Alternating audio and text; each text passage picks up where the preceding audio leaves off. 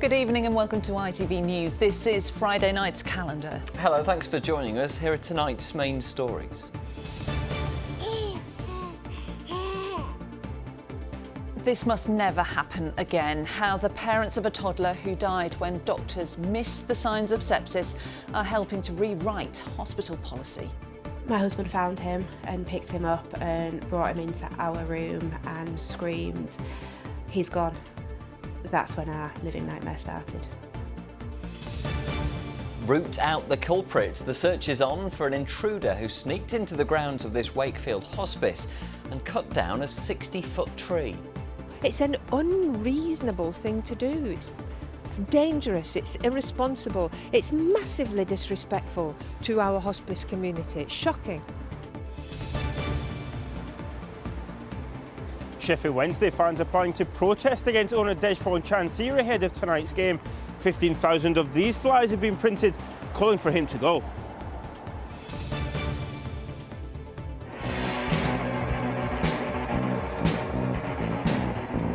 Band-Aid, how the musical world is coming together to help save Leeds' experimental post-punk band Ultimate Thunder. I have a bit of a chord with people. They just kind of see how hard these guys are trying and want to help, and it's just such a wonderful, heartwarming thing to happen.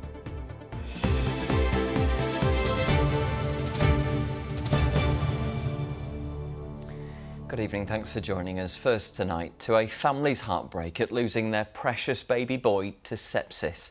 Helen and Daniel Philliskirk repeatedly told staff at Sheffield Children's Hospital that they feared their son James was seriously ill, but doctors said he had chickenpox and sent him home. An inquest last year found neglect by the hospital contributed to his death. Every year, around 48,000 people, mostly adults, lose their lives to sepsis in the UK. Now, it happens when the immune system overreacts to infection. James's mum hopes that by sharing his story and working with the hospital to recruit a specialist sepsis nurse, well, it might save lives. Emma Wilkinson reports.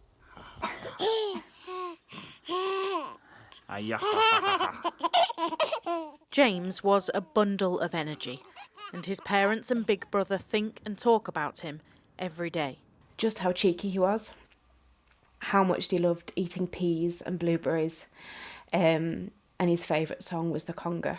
And that always makes me smile and feel happy. In May 2022, Helen and husband Daniel noticed James was not his usual bubbly self, and he quickly became more unwell. He was making this groaning and unsettled, uncomfortable, painful noise, and the Calpol wasn't cutting it, and he never smiled from that Tuesday onwards. Their GP was concerned and told them to go to Sheffield Children's Hospital. There, James was diagnosed with chickenpox, despite having the illness just a few weeks earlier.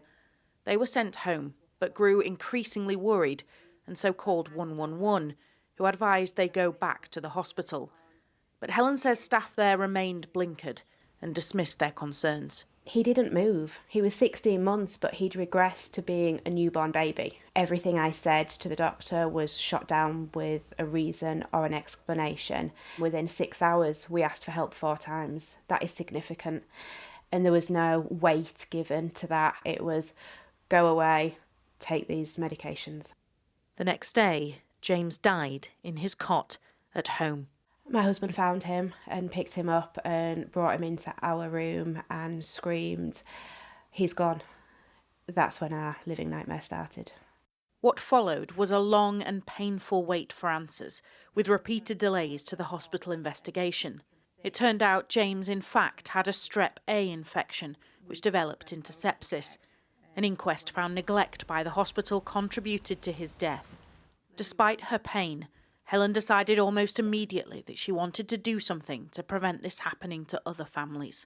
It's the most unimaginable pain, and I'd never want anyone else to go through it. And that has to be the driving force for sharing James's story, using this platform to raise awareness of sepsis, and doing everything we can to hold the hospital accountable, drive them to make change. And so the family has worked with the hospital to help recruit a new lead sepsis nurse. The hospital has apologised for the care James received and said in a statement that Helen and Daniel have been both courageous and generous with their time in helping us consider how we take forward learning. So health professionals need to think sepsis, and of course they need to be working in an environment that gives them time to think sepsis and look for sepsis. Critically important is that health professionals listen to parents and carers. The UK Sepsis Trust produces clinical tools that helps health professionals to identify sepsis, and it's really important that they use tools like these. Helen says parents should never be afraid to ask challenging questions or push for a second opinion. And she hopes health professionals truly learn from what happened to James. The one thing we want is for James to be alive, and that cannot happen. However, James loved other babies and children, and I think it's very fitting that his legacy will hopefully keep other babies and children safer. Gorgeous little boy he was. Helen Filliskirk was, of course, ending that report from Emma Wilkinson, and thank you so much to Helen for talking to us about such a heartbreaking story. Well, next, mystery surrounds the identity of a trespasser who, under the cover of darkness, snuck into the grounds of Wakefield Hospice and chopped down a 60-foot-high tree. Yes, the lime tree was cut down without explanation in an area of the grounds used by terminally ill patients and their visitors to enjoy some outdoor space. Police have now launched a criminal investigation, while hospice staff say they're dismayed at the disrespect shown to them and to their patients. John Hill reports. It's a haven of peace. Wakefield Hospice there for the people of the city when they're at their most vulnerable, at the end of their lives. But this special place, it seems, now the target of a deliberate act of vandalism. A prominent tree in its landscaped grounds chopped down by an intruder. When you see this, what do you think? Well, it is in itself an absolutely shocking thing to witness, isn't it? The size of it, the sheer enormity, you know, how long this beautiful tree has been here on the hospice site. Hospice boss Tina is at a loss to fathom why anyone would do this, but says it could have been even worse. Patients could have been harmed. People in distress, they sometimes need a break. They come out to get some peace amongst the trees and take some peace from our woodland walk. So could easily have been a much more terrible outcome. In fact, one of our outdoor shelters for patients is really very close to where this tree fell. The well-kept gardens here have been the backdrop for heartbreaking farewells by loved ones, but also the scene of celebration. The late Queen visited the hospice shortly after it opened in the 1990s. The trees, a familiar part of the landscape. But last Friday, between 8:37 and 8:52 p.m, for whatever reason, the unidentified intruder set about their task. CCTV footage is now being examined. Well, it's not just this tree, decades old, that was chopped down, but also this much younger, smaller tree that was felled on the same night. By who? Well, for now, the authorities simply don't know. Officers from West Yorkshire Police have been at the hospice today. They say they are progressing lines of inquiry. Janet has worked here for 10 years, caring for patients. What's happened to the tree, for her, defies all logic. I can't understand why somebody would, it's like going into your neighbour's garden and cutting down a tree. We'd never dream of doing that. So I don't understand the logic in regards to somebody thinking it's okay to come in our lovely hospice grounds and doing such a thing. Whatever the reason, hospice bosses say they'll now be planting saplings, new life to replace the felled tree. John Hill, ITV News, Wakefield. Yes, what a disturbing story that one is.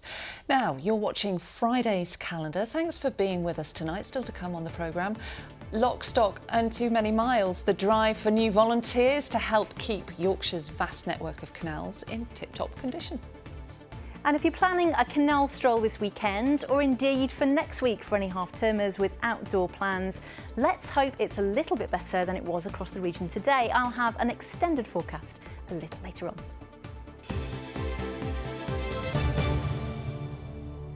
Now, in case you've missed it, it's Friday night. And of course, that means that there's a pretty good chance you could be sitting down to fish and chips for tea right now. And I'm very jealous if you are. Yes, I'm feeling hungry.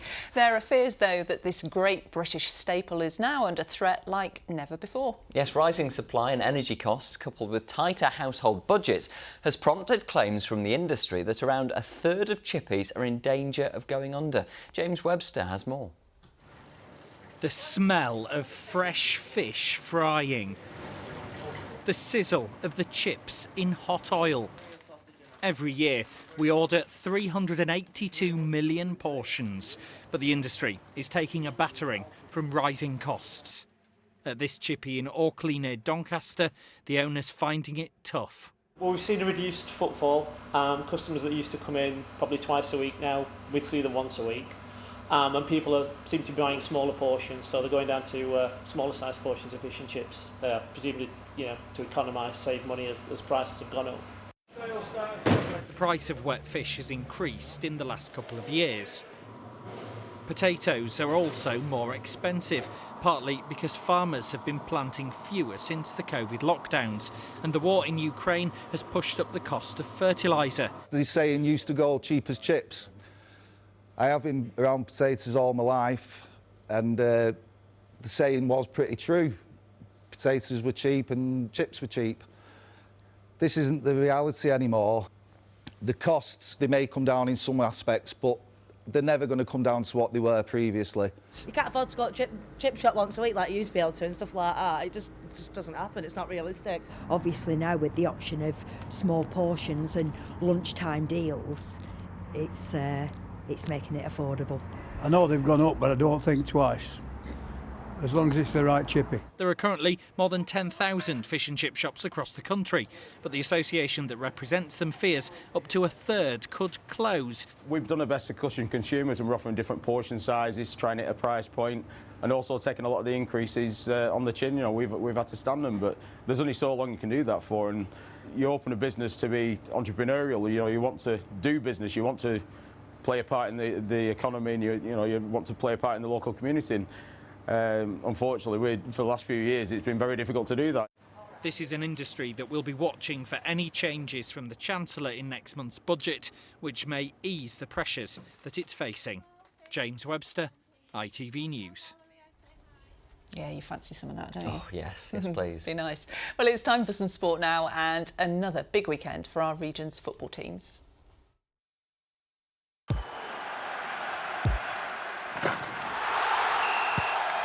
Xero Accounting Software sponsors ITV Regional Sports Report. Well, Chris is with us, and we kick off the weekend with a big fixture at Hillsborough tonight. We certainly do, Michael. To keep that fish and chip theme going, Sheffield Wednesday have had a few batterings over the last couple of weeks. They really could do with a few wins, couldn't they? The Owls take on Birmingham at Hillsborough tonight, and Arif Ahmed is there for us live tonight. Arif, are we starting to get into must-win territory now for Sheffield Wednesday? Well, Chris, we're not quite there yet, but we're not far off it. If Sheffield Wednesday are to avoid the drop, games like this one here tonight is one they really need to win. Now, let's speak to Blair from the Wednesday Week podcast. Blair, thanks for joining us tonight on Calendar. How important is a win here tonight? Well, it's absolutely huge because we've got 16 games left. We've won 6 games all season. We've been 9 points adrift. So they really need a win, or otherwise it's looking like another season in League One is indefinitely. Yeah, bleak times on the pitch. Off the pitch, the protest planned here tonight. 15,000 flyers have been printed. What is it with Mr. Chanchi, the owner, Mr. Chanchi? Is this just frustration boiling over from what's happening on the pitch? Absolutely not. It's been going on for a good 5-6 years now. Just constant things were going wrong off the pitch. If I read it out, just this season alone, if I read it out loud what's gone wrong, what he's done, we wouldn't have enough time in the segment. So. And what is there any way back for Mr. Chancery? Is there a way that he can reconnect with the fans? It'd take a monumental change in his attitude, because he's constantly called out the fans, and all we do as fans is put money into this club because we support this club. We love this club more than we probably should. So I don't know what more we can do as fans. We pay the highest tickets in the division. A shirt is £65. I don't know what more we can do as a fan. Thanks very much for joining us, Blair. Well, Chris, it's clear to see that the fans here are really worried at the direction their club is heading in. RF Live at Hillsborough tonight. Fingers crossed for better times on and off the pitch at Sheffield Wednesday. Now, across the city, things aren't looking any rosier for Sheffield United. The Blades are rock bottom of the Premier League table with just 10 points from their 23 games. Tomorrow, they travel to Luton, who you can see are the team just outside the relegation zone. So if United are to stay in the Premier League, you get the feeling nothing short of a win will do. We know what environment we're going into, I certainly do. And we've got to play well, and we've got to be clinical, and we've got to make sure that we don't open it up for teams like we did on Saturday against Villa. And when teams do open it up or do make mistakes, we've got to punish them in the way that we're getting punished at this particular time. Meanwhile, there's a big Yorkshire derby at Ellen Road tomorrow afternoon where Leeds, who've won their 5 straight championship games, enough to earn Daniel Farke the manager of the month, take on a Rotherham team languishing at the bottom of the table and in dire need of an upturn in form. It'll be a special day for Miller's boss Liam Richardson, a boyhood Leeds fan. Yeah, I used to sit in the Kop with my brothers and my dad and enjoy it from there. So I've seen a few promotions and I've seen a few highs and lows like many Leeds fans have. So fingers crossed, certainly not a Leeds fan tomorrow. Fingers crossed they'll all see a few lows. And then after that, I'll get behind them again and see a few highs. It will be a difficult game, and it has the same value like an away game at Leicester or home game against Ipswich, where we were capable to win all 3 points. It has the same value, and for that we have to be on it again. Yeah, big game, that one at both ends of the championship table. It'd be a big day for the Richardson family, with Liam in the dugout there for Rotherham as well, in front of the Leeds fans. Certainly will. Before you go, Chris, yeah, with your chippy tea, salt then vinegar or vinegar then salt? Salt then vinegar. There you go. Don't ask me why, it's what I've always done. Here we are on calendar, answering all the crucial questions. Thank you very much, Crystal. Now, hopefully the weather will be a little bit brighter this weekend so that we can venture out for a breath of fresh air. Let's hope so. The hundreds of miles of canal paths across the region are ideal for a stroll, but it takes a lot of work to keep them shipshape. That's why there's a big push for more volunteers to help out. Catherine Walker headed to Chesterfield to find out a little bit more. Weaving their way through the country is one of the finest canal networks in the world. But the onslaught of recent storms has left them clogged and in need of some TLC. So following a lot of the storms we have, obviously you have a lot of debris washed down, a lot of litter that comes from the town centres, blocking up channels, blocking up weirs. We need to make sure that's clear, keep it running. Yes, there's a lot of town centres there, a lot of homes nearby, so it's a lot of area to cover. Originally built to transport heavy goods, there's over 2,000 miles of waterways like this across England and Wales. They're looked after by the Canal and River Trust. And with so much to do, they're after more volunteers to help look after them. So our canals are coming up to 250 years old. And unlike many museums and stately homes you might see nowadays, these are actually living, working pieces of history. And now more than ever, we need people to come and help us, come and help support our charity. Come and join us as a volunteer. As this campaign video shows, volunteering varies from lock keeping to litter picking, and everyone is given training before they start. Well, obviously you get out in the fresh air, you meet different people, we learn a lot of different tasks and experiences. When you're working like we do, it can be quite hard. It's a day like today when you're getting wet and things, all sorts of weather chucked at you. It can be hard, but at the end of the day, it just feels you're getting something out of it, and it makes you feel good. It's a feel-good factor, really. Cutting through our cities and countryside, canals played a huge role in our past. Today, the charity that protects them wants us to help secure their future. Catherine Walker, ITV News. So the big question then, is it going to be nice walking weather over the weekend, Keza? Well, I hope it's going to be a bit better than today because we had a lot of low cloud, didn't we? A big difference to yesterday. Of course, yesterday, in places, picture perfect weather. This was Knaresborough, of course, in the snow. Big thank you to Mike. It does look very pretty. But this morning, it was a misty, murky, slushy old story for Blossom's Walk first thing.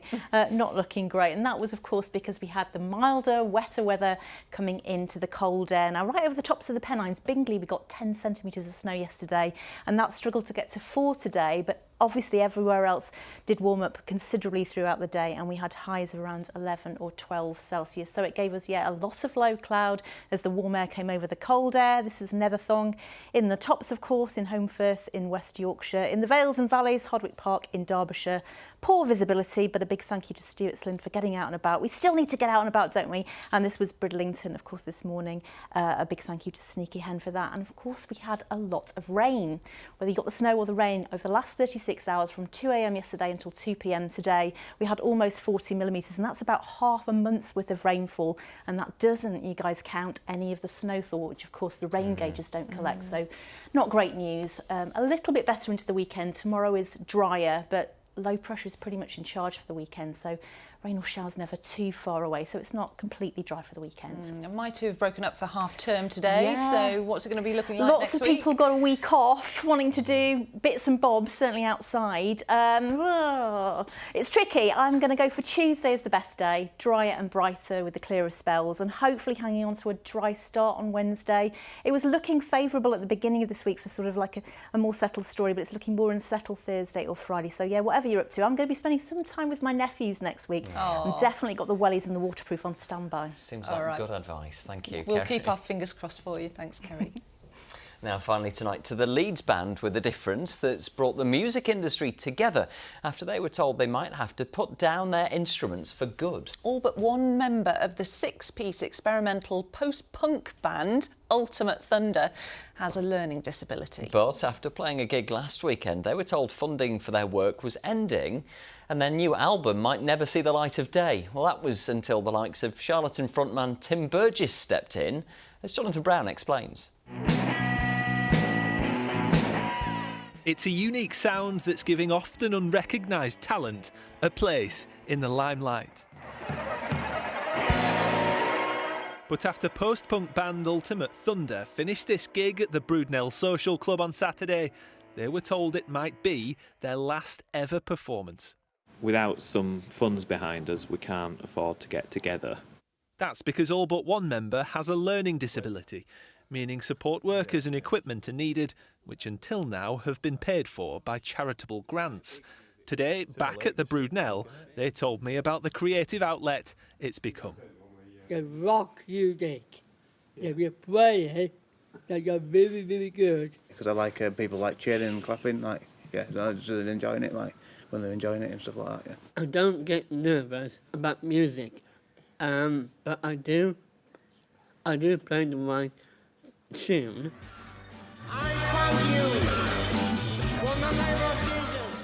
Their music so far spawned 2 studio albums. This single from their first brought comparisons with legendary bands like The Fall. Leeds charity Pyramid secured Arts Council funding for their as-yet unreleased second record, but the money has run out. With all rehearsals and future gigs on ice, a crowdfunding page was launched. It's already raised more than £5,000. It's just kind of hit a bit of a chord with people. They just kind of see how hard these guys are trying and want to help. And it's just such a wonderful, heartwarming thing to happen. Anyone who is even giving £5 to the GoFundMe page is really kind of making a difference to that. It's unlocking that potential. Their plight's already caught the attention of fellow musicians. Leeds band Yard Act have shared it online.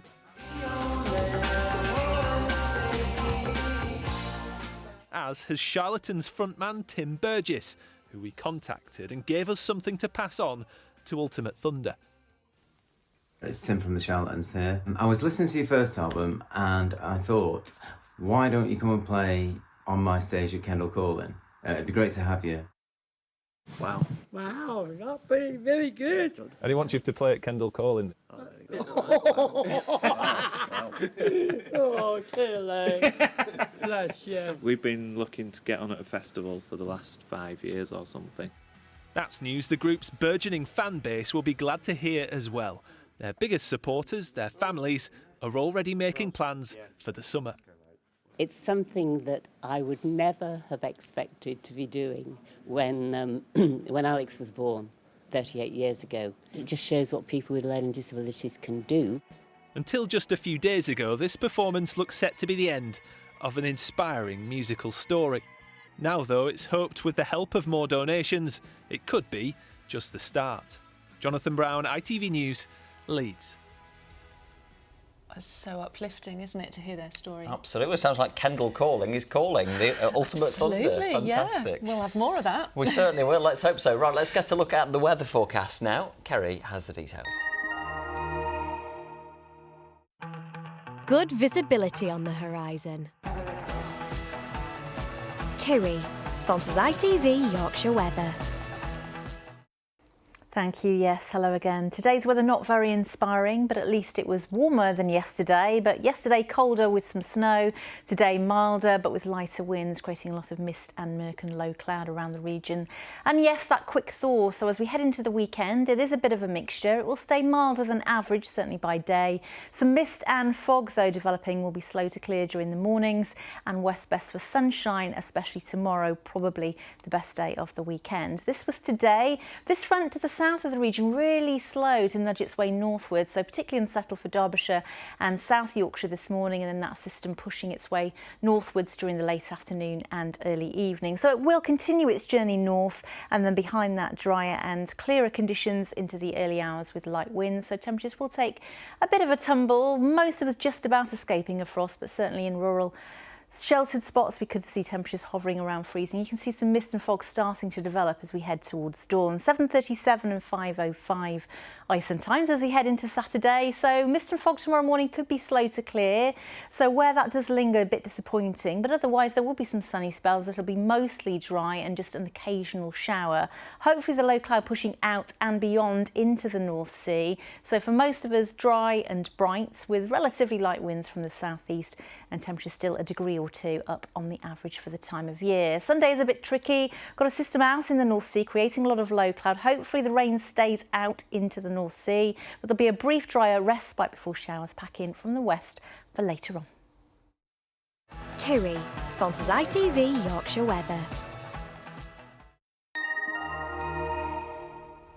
There you go, it's not all bad, and just a tip that it's the Dark Skies Festival that starts today for 2 weeks for the North York Moors and the Yorkshire Dales if you need something to do with the kids. Yeah. Sounds good, fantastic. Right, lovely. Well, that's it for now. I'll be back at 10:30. We're off to look at the Dark Skies Festival. We'll see you later on. Have a great weekend.